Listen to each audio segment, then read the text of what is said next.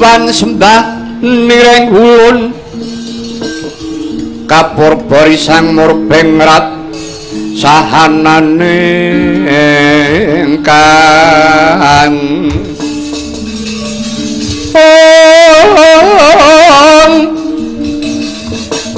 tian kanang sing dadi malah kokosa bagong maksih ring dahan tian kanan sing tasih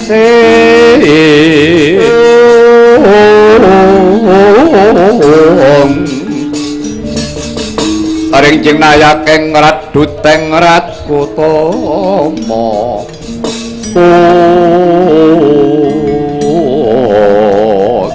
para genjok warudaya kami kader kali codhe sapa sing gawe Kakang Semar aja kaget ulun ingkang prapta kowe to iya Kakang Semar kowe kok ngirit bocah bagus-bagus kemeritik ana sing bocah wedok ayu ki sapa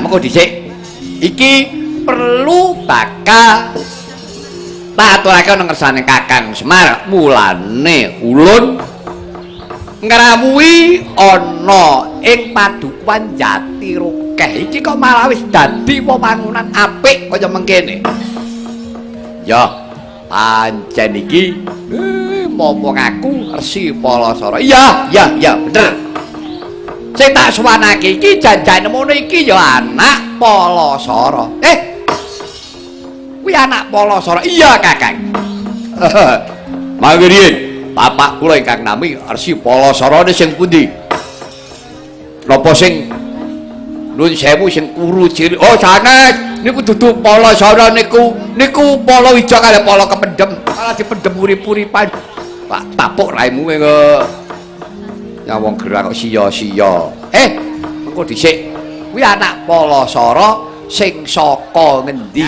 mengkene Kakang jlentreh iki ana bocah wadon karo bocah bagus kulite putih sumurupa iki jenenge Yutiknawati iki tunggale sing putih bagus kuwi jenenge Setatama kuwi ceritane rikalane si Palasara ketemu karo Durgandini samono kae lelangen suka ana tengahing palwa kuwi prau ya pancen bener Palasara kuwi duwe gambare wanita kang ana jroning mustika gaib kuwi paringane gurune Palasara pendhita wedok iki Begawan Rukmawati ora liya kuwi ya gambare Durgandini kuwi biyen wis tau dibeling kowe kena rabi nek wanita sing ana jroning mustika gaib kuwi mau lah nalika dhaup karo putri negara Kencapura putrine loro dicocokke karo wujuding gambar sing ana mustika gaib ora cocok Palasara minggat rak ngono ta kuwi iya bener lah bareng Palasara lunga rikala semono ketemu karo Durgandini njaluk tulung Durgandini iki ora duwe cacat kringete nggondo amis mula parapane lara amis tambane Palasara lah bisa mari terus dadi bojone lelangen suka numpak palwa kocapa seneng-seneng ning nggon tengahing prau kodrating dewa praune pecah mergo kanggo lelangen suka mau prau pecah ilang saka Pandulu lari kala semono Kama ingkang kurut ana tengahing prau mau bablas teka dasaring samudra ditemu karo dewaning yuyu Bathara Rekata Tama. Lah terus dadi bocah loro iki jenenge Rekatawati ya Yutiknawati merga sangka pangguna wetahing dewaning yuyu Yutiknawati. Lah sing putih iki jenenge Setatama. Dadi Setatama nek karo Yutiknawati kuwi tunggale. Lah terus kaya bocah kembar kuwi. Nah, bocah kembar kuwi bocah saka Kencapura. Ya, Kencapura kuwi ana ratu jenenge Prabu Kekaya. Duwe anak wedok jenenge Kekayi. Daup karo Palasara ya nalika cocokake karo gambare ora cocok mau. Mongko garwane loro Palasara kuwi. Siji Kekayi, loro Endang Batari. Lah mongko bar ditinggal lunga kuwi loro-loro ning Gerbini. Lahire metu bocah kembar diparingi tetenger Raden Kincaka karo Rupa Kenca. Putune Ratu Kencapura. Anake kaya. Ngono ya. Kekaya kuwi anak Kekayi, ha terus iki putune Prabu Kekaya anake Kekayi. Bapakne Palasara. Ating mburi dhewe kae. Lah, sing mburi dhewe kuwi jenenge Raja Mala. Bapak kula sing pundi? Kok sik meneng sik. Marai ribet ae bola-bali tekan pake. Kuwi anake Endang Batari. Batari kuwi anake pendhita jenenge Begawan Indradewa. Lah yo bareng karo Kekayi mau. Lah, laire kuwi metu Raja Mala kuwi. Lah nek wujude lah ngerti ya Begawan Indradewa wis setengah yaksa. Pendhita setengah buta. Kula bareng duwe putu. Nukuli kaya ngono kuwi. Dadi kabeh iki anake Palasara. Iya. Karepmu iki arep tak pasrahke karo Palasara. Nah, supaya digula mentah. Palasara ya duwe anak meneh kawan Durgandini. Ya. Ya, Kakang. Para Jawata uga wis nekseni. Ya, dadi iki karepmu tak pasrahake kelawan si Palasara nek pancen wis kepenak ana lungguhmu. Begawan Palasara tak undange mrene. Ya, aku jare senjata pitulung karo kowe, Kakang.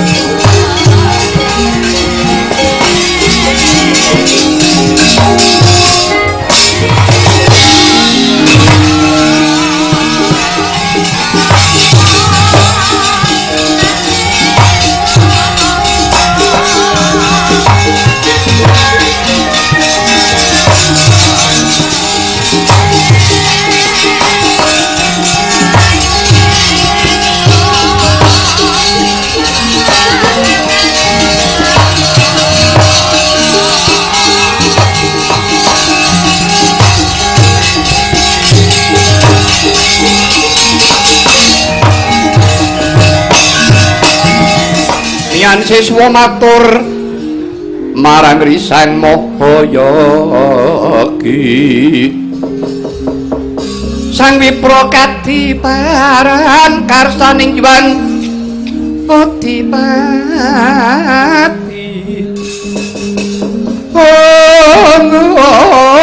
Ya sarwiring warna kang kemaran neng bumi. Ulun tedhakna tandya sang Pituhan Jarwi. Ulun ngaturaken sumungkeming pangatepti kula ulun. Ya Palasara. Banget panarima ulun dene kita ngaturake pangatepti pangestulun tampanana. Kapundi paring pangestu paduka pukulun saengga jejimat paripe. Kajawi saking menika pukulun kaya wonten karsa punapi dene paduka merpeki jasad kula. Walasara sumurupa. Marmane ulun prapta ana ing Jatirukeh. Iki kok dadi Jatirukeh wis dadi wewangunan kaya mengkene iki. Sapa sing gawe? Menika kula. Oh, kowe sing gawe. Inggih. Iki jenenge ya Jatirukeh. Mboten menika kula paringi tetenger pesanggrahan Liman Benawi. Liman Benawi inggih karana menika wonten pinggiring Bengawan. Menika rumiyin wonten wujuding reca gajah ingkang kula jemparing. Lajeng reca gajah menika cumemplung wonten lebeting Benawi. Usananipun sak sampunipun dados papan pesanggrahan kula paringi tetenger Liman Benawi. Oh, ya. Ulun nekseni. Lah, sumurupa iki bocah nom-noman ana papat, putrine siji. Iki sapa iki anakmu? Anak kula. Iya. Nah, ingkang putri lan sing putih iki jenenge Yutiknawati ya Rekatawati, sing putih iki jenenge Bambang Setatama. Iki dumadi rikalane kowe laken suka karo bojomu Sila Ramis. Rikala semana prau pecah. Ya ngono apa ora? Kasinggihan dawuh Paduka. Jalaran keluputan nggonmu seneng-seneng enek tengah segara. Inggih. Nah, prau pecah kama kurut. Rikala semana kama nganti temeka ana dasaring samudra, ditemu karo dewaning yuyu, digula mentah iki wujud dadi menungsa. Iki jenenge Rekatawati ya Yutiknawati lan Setatama. Lajeng ingkang kalih kembar menika. Lah bocah kembar iki anakmu kamije saka Dewi Kekeyi ninggalake negara Kenca apa ora? Kasinggihan. Ingkang kula tilar inggih menika Yayi Dewi Kekeyi kaliyan inggih menika garwa kula Endang Watari. Nah, sing kembar iki jenenge Kenca lan rupa Kenca, sing gagah buri kae jenenge Rajama. Sing loro ki anake Kekeyi, sing kae anak Endang Watari iki anakmu kabeh Palasara.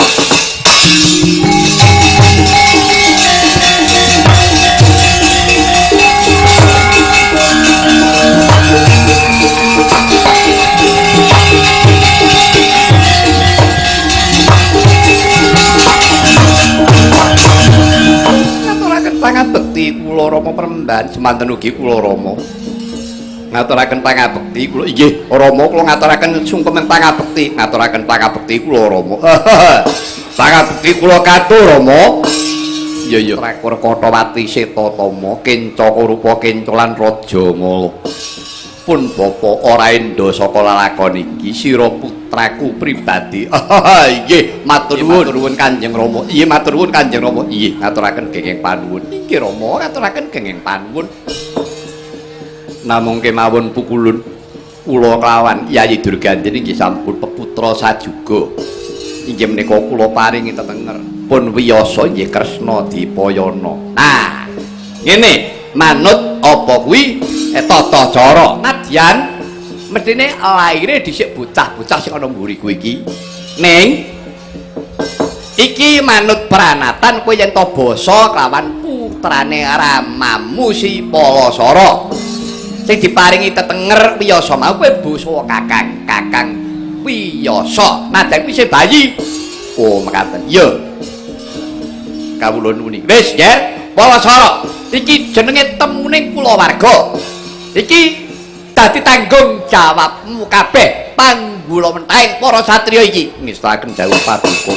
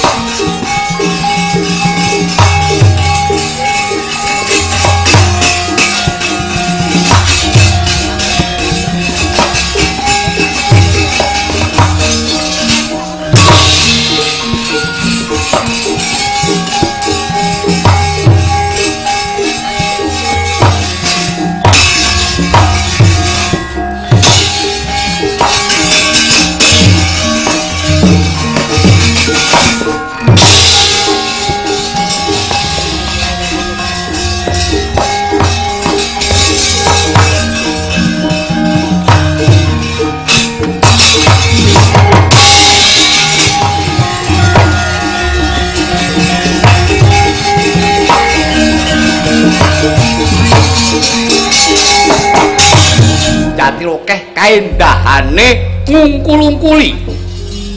Iki sapa iki apa ya sing jeneng Begawan? Palasara kuwi kabare. Sing nyosop sanggrahan apike kaya mengkene, apa ora mikir? Yen pancen kuwi pendhita bener ngerti marang paugeran. Rak mesine kudu atur uninga ana kersane Kanjeng Rama Prabu luwih dhisik. Mongko iki tlatah Ngastina. Yen nganti wong Ngastina ngerti gek dadi apa? Endi jenenge Palasara?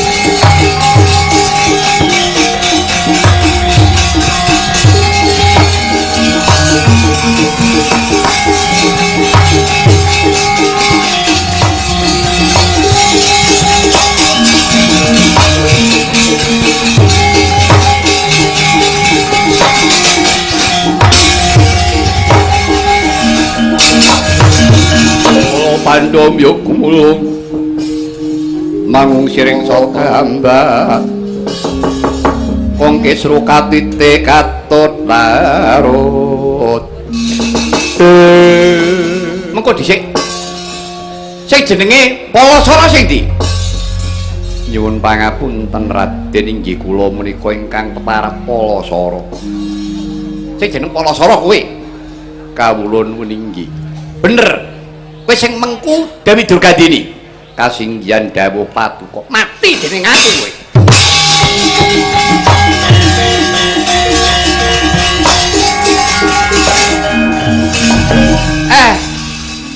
wong ki karepe piye iki mau lah sing roh sapa nek ora ngerti sangkane mbirai mara-mara takon cek-cek bladang kenamen kok ora iki karepe iki kepiye dicedhaki kae to Le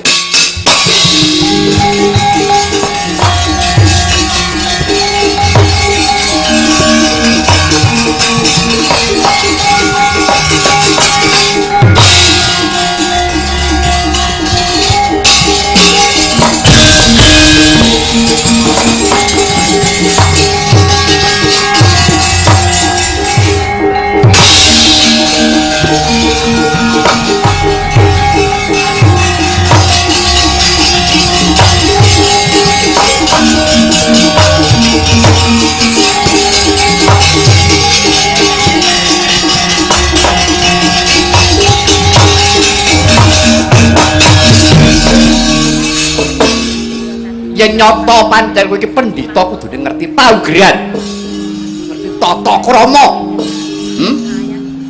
Paduka menika sinten Raden aku putra Wirata putrae Kanjeng Rama Prabu Basurata Durgabau kasih Raden Durgandana aku adine Mbak Yu Durgandini apa kowe kowe wani mengku lawan Mbak Yuku si Durgandini wis bangun pesanggrahan kang endah rumangsamu kepiye ya apa pendhita sing bener becik ya jare ngelmumu kuwi wis turah-turah ngerti marang paugeran padha wae kowe nyepeleke wong Wirata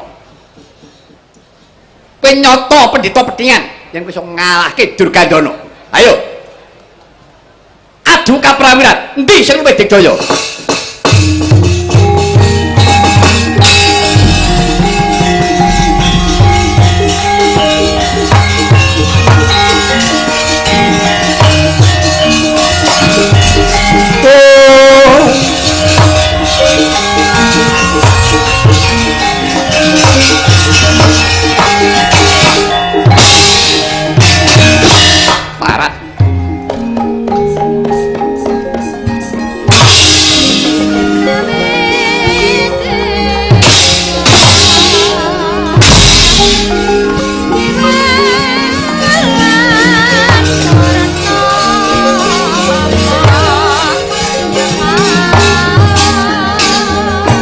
dhewe pendhita sekti pendhita digdaya ndi buktekno. Buktekno kasektenmu. Kowe aja wedi. Aku ora malati. Aku ora malati, aku padha karo kowe. Ayo.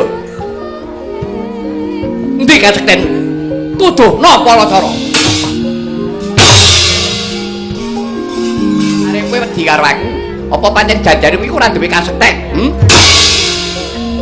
Ayo.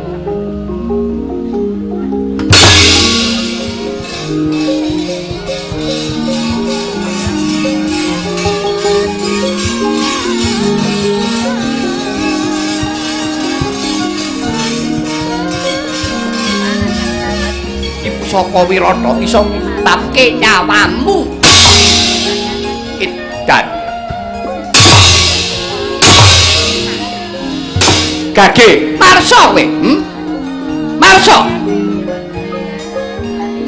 Tak tunggone. Tak tampani apa kasektenmu? Ayo Gage. Patek Jaya Dikawi. Kowe, Aja nyek karo aku. Raden Durgandana. Apa? Ngakumu kowe putraning ratu. Rupamu bagus ning kelakuanmu kaya asu.